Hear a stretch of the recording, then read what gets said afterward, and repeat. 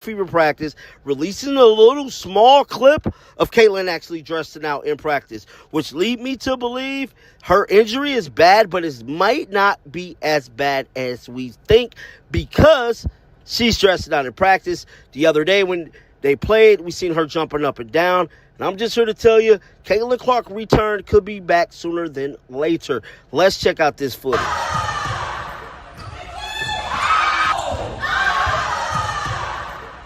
Caitlin Clark's injury status appears to be improving based on recent developments at Indiana Fever practice facilities. The basketball star has been consulting with medical professionals nationwide regarding her groin injury, with reports indicating visits to specialists in New York. While official timelines remain unavailable from team management or medical staff, encouraging signs have emerged from practice observations. Recent footage from Scott Agnes Fieldhouse files shows Clark participating in team practice while fully dressed in uniform. This development suggests her condition may be less severe than initially feared.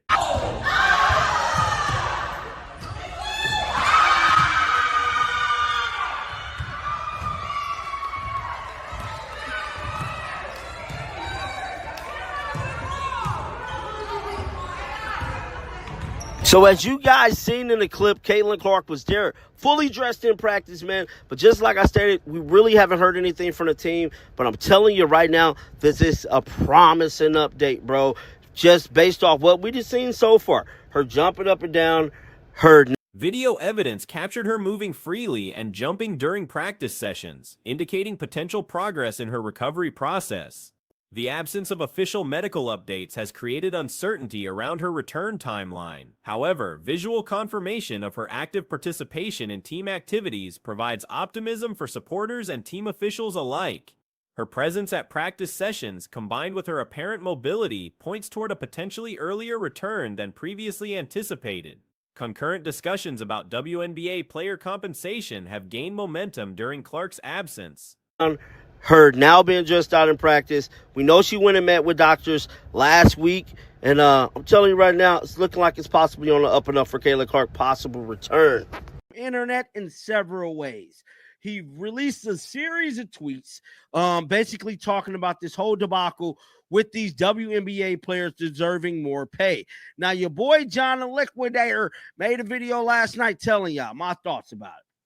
Do I think that they should be getting paid like NBA players? No. The league's salary structure has drawn criticism from various media personalities and analysts who argue that current payment levels fail to reflect the sport's growing popularity and revenue generation. Dave Portnoy has emerged as a vocal advocate for increased player salaries, challenging the narrative that the league operates at a financial loss. His social media statements contest the widely circulated claim that the WNBA loses $50 million annually, suggesting these figures lack transparency and verification. He argues that franchise valuations, ticket sales, merchandise revenue, and television rights deals all demonstrate explosive growth. The expansion team in Las Vegas reportedly commanded a $50 million franchise fee, with value subsequently rising to $250 million.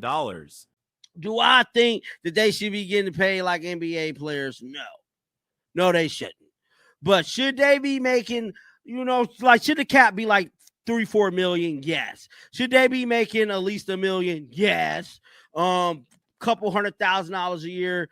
Like, no. They should be making like $500,000-$600,000 a year, bro. On the low end. You know what I'm saying? But overall, this league is a disaster.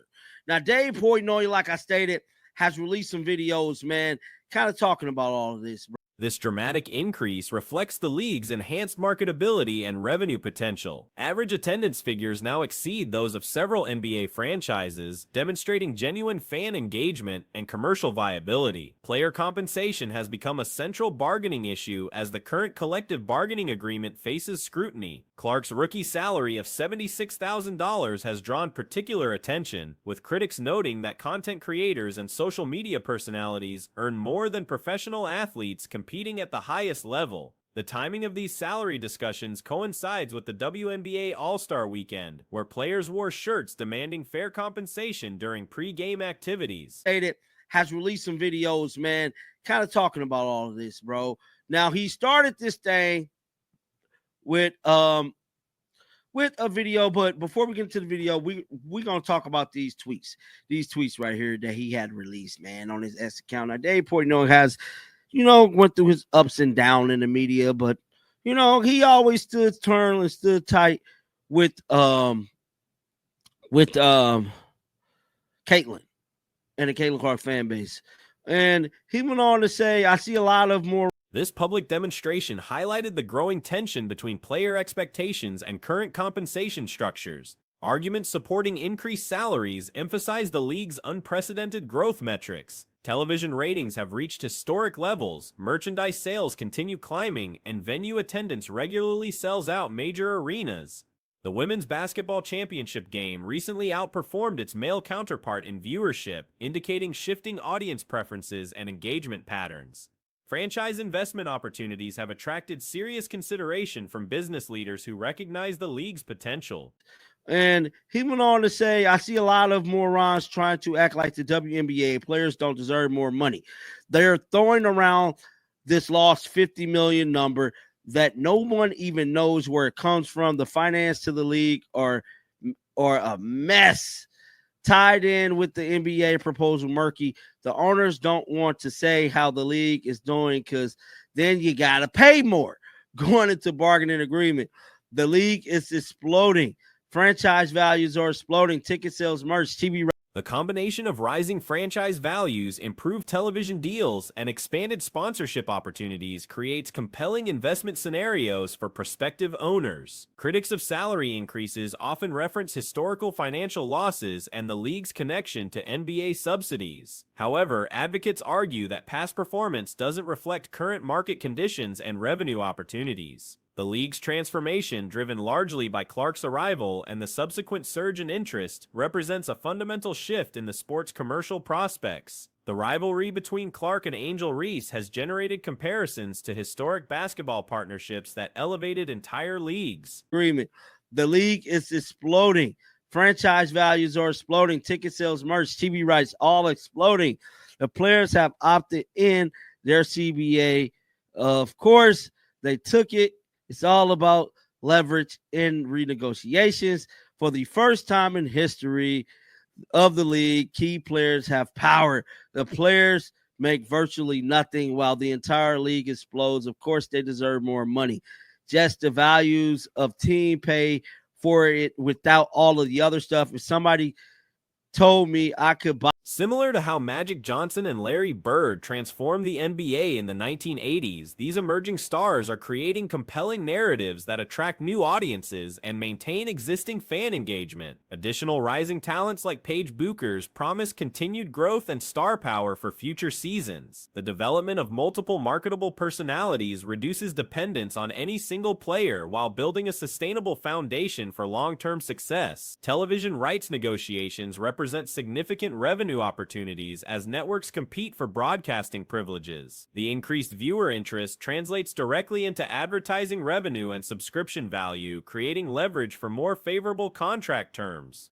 Told me I could buy a Boston team for $250 million, I would do it without blinking. That's all you know. That's all you got to know about the WNBA franchise. So that's Dave Portnoy. Now, Ken Swift is a guy on Twitter. We don't see eye to eye all the time, but I rock with this right here with what Ken Swift just stated moments ago when sharing this.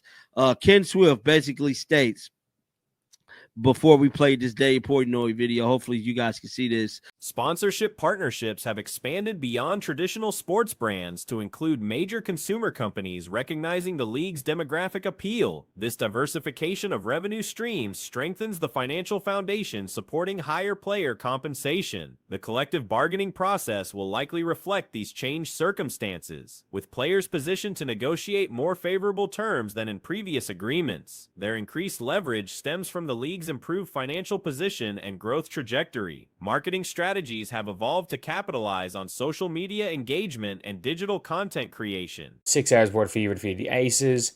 Team received much needed clarity. Starting guard Caitlin Clark will be out indefinitely. They didn't say it that way officially. There's no timetable available for return. The team sent a statement. Clark will continue to rehab. In short terms, disappointing for fans who want to see Fever full strength led by Clark. However, it provides a sense of relief and focus for the team. Like, look, it's relief for one person. It's relief for one person, and it's Stephanie White.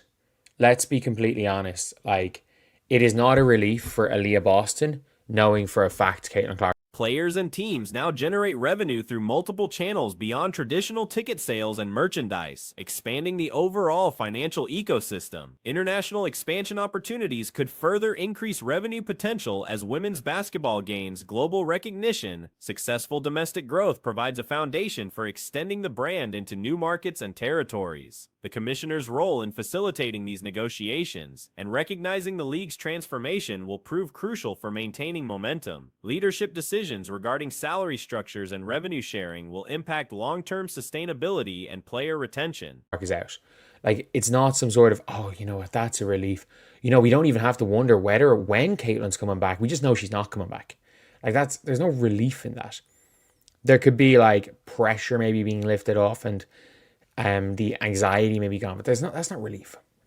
But it says here there's no more daily speculation and have clarity. I think that's big. Head coach Stephanie White agreed. Just the mindset of our group to know what we've got, or we got what we got to continue to grow.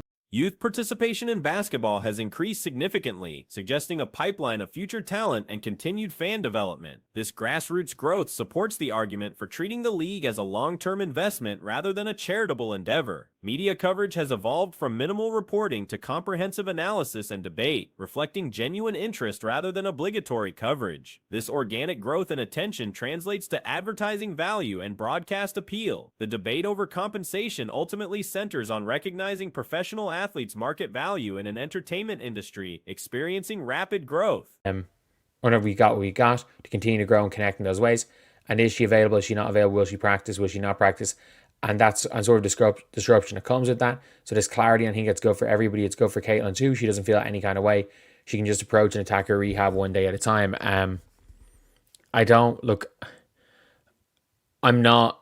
I think this is crazy. I think it's crazy trying to make an argument.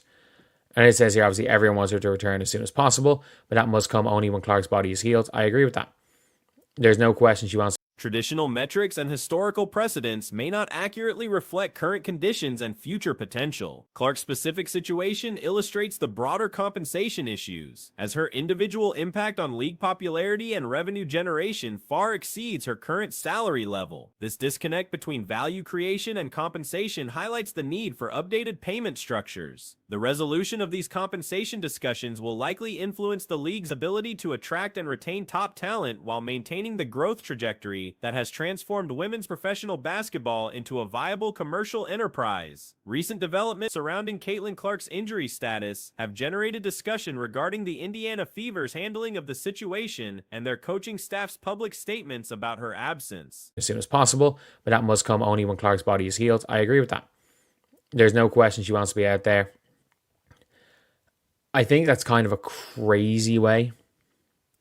And then you've got, obviously, a picture of her with Sandy Brondolo, a different coach in that article. And if I'm going to be honest, I think it's a really weird way of wording things. I think they word it in a really weird way, being like, oh, you know, it's going to help us knowing that she's officially out. Like, let's be real, it's a groin injury. Clark's season has been marked by inconsistent availability, having played stretches of 4 games, then 5 games, then 4 games again. During her second 5-game stretch, she appeared noticeably compromised physically after 2 contests, particularly evident during her performance against the Storm, though she seemed healthier in the Valkyries matchup. The Indiana Fever organization recently provided an update stating that Clark would be sidelined indefinitely with no established timeline for return. The team indicated she would continue rehabilitation efforts while maintaining short-term focus on recovery. This announcement aimed to provide clarity for supporters hoping to see the Fever at full strength under Clark's leadership, while supposedly offering relief and focus for the organization. Let's be real, it's a groin injury. She's not going to be out. She was not going to be back for the Vegas game. She was not going to be back for the last Liberty game. She's not going to be back for the Liberty game before that. She's not going to. We know she's not going to be back for the Sky game. Like, we know she's not going to be back until at least like the 8th of August. At least the 5th of August. Let's be real. At least the 5th of August. So, like, I'm sorry, but how is it a relief knowing the Caitlyn not having to worry about whether Caitlyn will or won't practice. You know she's However, the characterization of this news as relief appears questionable when examined closely. For teammates like Aaliyah Boston, knowing definitively that Clark remains unavailable hardly constitutes relief. The absence of uncertainty about her return doesn't translate to positive emotions about missing their star player. While pressure and anxiety might diminish, genuine relief seems mischaracterized. Head coach Stephanie White endorsed this perspective, stating that having clarity about available personnel benefits the team's mindset. you know she's not practicing right now. And it's not like, oh, we know Caitlyn's out for 3 weeks, that's a great thing. And this article's worded as if it's now a relief that Caitlyn, it's a relief for the Fever that she's gone. And I just think the article's worded really weirdly. And there's a lot of stuff when it comes to the Indiana Fever where, like, Stephanie White's talking about, oh, the ball moves much faster without Caitlyn. No, it doesn't. No, it doesn't. It's literally just they rely on ISO scoring. She emphasized the advantages of knowing their roster composition without daily speculation about Clark's availability for practice or games. White suggested this certainty eliminates disruptions associated with uncertain player status. The coach's comments included assertions that this clarity benefits everyone, including Clark herself, allowing her to focus on rehabilitation without external pressures. White maintained that return should only occur when Clark's body achieves complete healing, acknowledging the player's desire to compete. The situation involves a groin injury, which typically follows predictable recovery timelines. They rely on ISO scoring, and sometimes, and when they outwork teams and it works, it works. They don't have a plan. They don't have a system. They have won a game. They beat the Aces because the Aces have a severe effort problem, and the Aces lost to the Lynx by 30 yesterday, by 30. Like, the Aces are terrible. They're like, when the Aces want to be, they can beat anyone. When the Aces don't want to be, they're one of the worst teams in the WNBA. So, like, I still think the Fever beat the Sky tomorrow. I still think they beat the Sky with or without Angel. Clark was unlikely to return for recent high-profile matchups against Vegas or New York Liberty, and realistic expectations suggest unavailability until approximately August 5th at the earliest.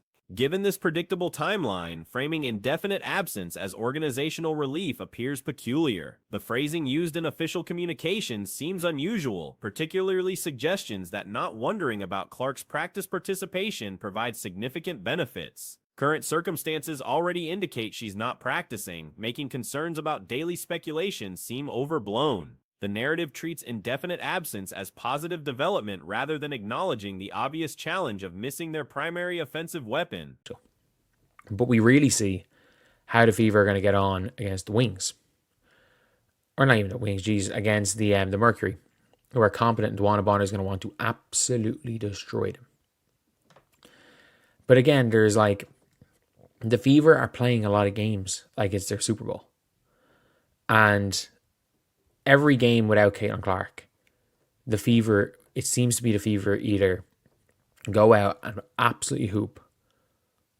Additional concerning elements include White's previous comments about ball movement improving without Clark. These statements lack supporting evidence, as the team primarily relies on isolation scoring and effort-based victories, rather than systematic offensive improvements. Their recent success against Las Vegas resulted more from the Aces' motivational issues than Indiana's strategic evolution, evidenced by Vegas losing to Minnesota by 30 points shortly afterward. The Fever's performance without Clark follows extreme patterns, either exceptional execution or complete breakdown, with little middle ground.